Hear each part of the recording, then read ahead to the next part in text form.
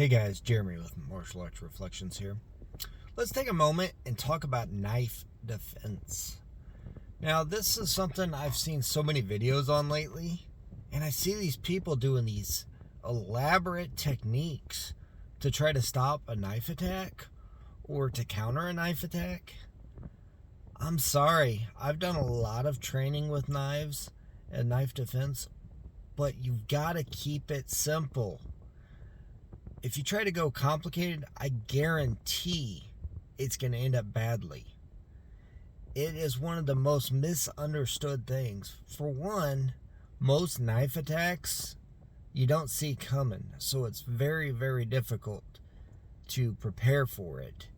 Two, if it does happen, you're going to be nervous. I don't care how much training you've had, you're going to be scared.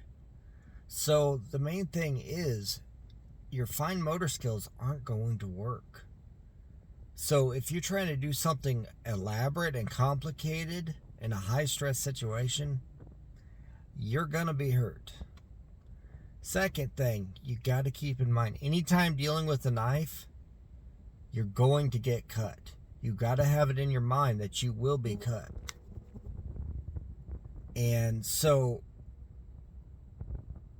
if you know that ahead of time, you won't panic when you see the blood. You won't panic as bad, I should say.